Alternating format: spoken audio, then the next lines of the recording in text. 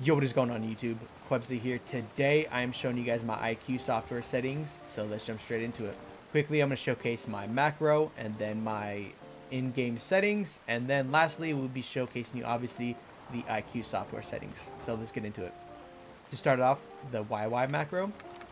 Pretty simple, obviously just a YY function.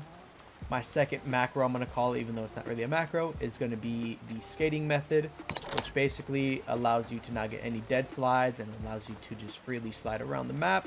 I have a dive mechanic set up, so whenever I run and hit the button, it automatically dives. I don't have to worry about pushing in left and right stick or whatever the function is. And then kind of the same thing, I have a button set for crouch and prone. So that is awesome. I know the previous skating method people used, it didn't allow you to crouch or go prone just because it took over the whole actual slide button, so either right stick or circle. So yeah, that is the macros. Hopefully that made sense. If you guys need a deeper detailed video, let me know. Let's jump into the actual in-game settings. We're going to come into the keyboard and mouse settings. We're going to come to keybinds. I recommend copying these settings so that way you can follow the video step by step and not get confused. The change stance / slide and dive is going to be left control. Then we're going to come into the advanced keybinds for the movement. Cut parachute is also going to be left control. That is important just in case you're a warzone player and you want to be able to use the cut parachute function. My slide is going to be 5 and dive is going to be equal. That is it for here. Let's come down to the combat keybinds. Let's go to the advanced. And my switch weapon is going to be set up for 1. Alright, let's get into the IQ software settings. Now that we are in here, lighting effects doesn't really matter. First things first, I recommend every time you open up this software when you start gaming, come up to the cogs section and then make sure eco mode is turned off. This basically will make your controller feel sluggish, the input's like very slow, because of what this is trying to do is save the battery life of your controller, especially if you rock it wirelessly, which I don't recommend to you guys. I recommend putting it wired. So make sure this is off every time. And it's coming to the mappings. So my left side button is going to be set up to dive. My right side button is going to be prone / crouch. I got the slide mechanics set up for my right stick. I know another good option is going to be circle / B or even any of the paddles. YY on my left stick. And then my A button, the faceplate button, is going to be set up as left stick, so that way I can hop into gun range, pop XP tokens if needed, all of that stuff. Basic media keys down here, not really important. Bumpers and triggers, default, and then paddles, I don't recommend copying these. Honestly, put whatever fits best for you. Alright, and now for my dive. Quickly, just in case you don't know how to do this, you're going to hit this yellow plus. You'll start up here, you just scroll down to the remap, click keyboard, and then this is going to be for our dive, so I have that set up as equal, so you'll hit equal and then bind it to a button on the controller. It's going to be the same process like I just showed you guys for the push to talk, for the slide and the prone. So like I said, basically yellow plus, keyboard, we had our slide set up to 5, so we hit that and then we bind it to any button on our controller. Exact same thing, left control is our crouch and prone. We'll put that on one of our buttons and boom, that is done. The only thing I'm going to show you in depth is how to do the YY, just because this is a little bit more detailed. Quickly, this is how mine looks. So the basic YY function is going to be 1 through 7. What I did was basically duplicated it, so that way it actually looks nicer in my opinion. It does it twice. The only downside with the IQ software is we do not have repeat while held, like DS4 window users have, unfortunately. So what that means for us is we have to hit the physical button over and over as many times as we want to do the YY. Honestly, that kind of sucks, but it is what it is. Hopefully in the future IQ adds a repeat while held thing. That would be awesome, even though I completely doubt they'll ever do that. And now to set up the macro, you will be hitting the yellow plus. We'll come down past the gamepad and remap to the regular section with macro. And then I showed you guys my switch weapon was 1, so we'll hit 1 2 times. So the delay is going to be 2, 4, and 6. All 3 of those we are going to change to 45 milliseconds. You can put whatever milliseconds you want. I know a good range is going to be from 30 to 50. Me personally, I kind of like a little bit of a slower end of it, so I do 45. But you could put whatever you want there. It doesn't fully matter. This is going to be option 1 for the YY. Another good one I'm going to show you guys is actually what I like to do. So we're going to hit record. We are going to press 1 4 times. If you did it correctly, you should have 1 through 15 here. And then we're going to come through here and literally the same exact process. Change all of the delays to 45 milliseconds. Every single one. Alright. So like I said, 1 through 15. And then like with the other buttons, we make sure to bind it. And that is it. So yeah, that is the YY. This is the skating method. I have it set up as here as no dead slide. So that way you guys can understand it a little better. Crouch and prone.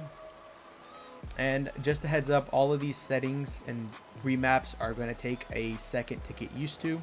I recommend going into a private match, putting on max spots, keep them on recruit, and just run around and practice just gunfights and all of that until you get the hang of it and you feel comfortable enough. If not, you could jump straight into actual games. That is going to be a really good experience for you guys to get used to these buttons. But yeah, that is what I recommend for you guys. Let's come down to the thumbstick sections. So my left stick response curve is going to be on aggressive. This is going to help abuse or make sure you're fully using the rotational aim assist that's in Call of Duty. This is not cheating. It's not going to give you aimbot. It's just going to make it a little bit stronger. So I recommend trying it out.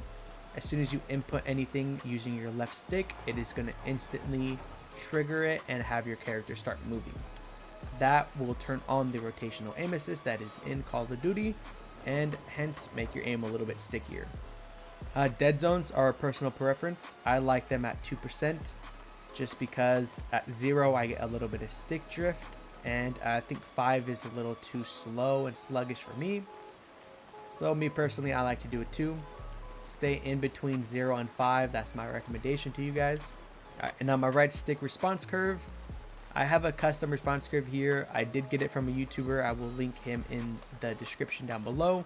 Make sure to check out his video. To get this, I believe by default it will be on linear. You hit custom. You'll have these dots already all mapped out, so you don't have to worry about adding anything or deleting something. Basically, you'll start by dragging this dot to 24, the third dot to 31, the fourth dot 50, fifth one is going to be 71%, and the last one is going to be at 100. And I didn't showcase the first one, but this one's obviously going to be at a 0. And yeah, I recommend using this for whatever reason. I can't explain it. I feel like my aim is a lot better with this on compared to linear or any of these other response curves. I recommend trying it. If it doesn't work for you, you can always go back, but at least try it out. And if you're worried about you playing a different sense and not wanting to mess anything up, I have tried this on multiple sensitivities. I am kind of a weird player. I like to change anywhere from 7.7 to a 13 to a 20, anywhere in between. It honestly just depends if I'm using regular guns, I'm sniping, or I just want to have faster movement. Kind of weird like that. So I can vouch this response curve does work on any sensitivity you put on Call of Duty. So don't be afraid, try it out. Dead zone is going to be the same thing as my left stick, a 2%. Let's come in here to triggers. Honestly, you can leave these as default. I put them on aggressive thinking it's going to make a difference. I doubt it even is. I haven't even noticed any big difference or anything like that because I have the hair trigger or the mouse click triggers on. So yeah, I recommend leaving them on default. I have my left trigger dead zone out of 4, my right one out of 5. I want to aim down sight faster than actually shooting because my aim hip fire is kind of cheeks. So the quicker I can look down sight and have that red dot is going to be better for me. So that's why I have mine set to a 4.5. Vibrations. Doesn't really matter. I do turn this off in game just because I don't like any vibrations when I'm playing multiplayer games. Another setting, don't use the device memory mode. This will only allow you to bind controller functions. So no keyboard, so none of the macros, any of that are going to work. So if you have device memory mode, turn that off and then create your own profile. And like I just said, I recommend you creating a different profile for this, so that way it doesn't negatively affect any other games like Fortnite or any of that you may play. So keep that in mind.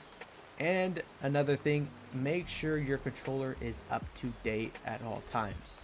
I like to do this every other day. It seems kind of tedious. Maybe I'll start doing it once a week, but make sure your controller is updated. That will make sure you get the most performance out of your controller. Thank you guys for watching the video and making it this far into it. That is going to be it for my ICUE software settings. Let me know what you think about them down below. The purpose of this video is to bring you guys the most ultimate and optimal settings for Call of Duty. So hopefully that worked out. Hopefully you got something from this video, even if it was just a YY macro or any of that. Like I said, thank you guys for watching. Make sure to check out the rest of my content. And if you do enjoy watching my videos, make sure you subscribe. We are close to 400 subs. Hit the bell. Make sure post notifications are on to stay updated with all my new videos. And yeah, enough with the plugging. Like always, have a good day, guys. Peace.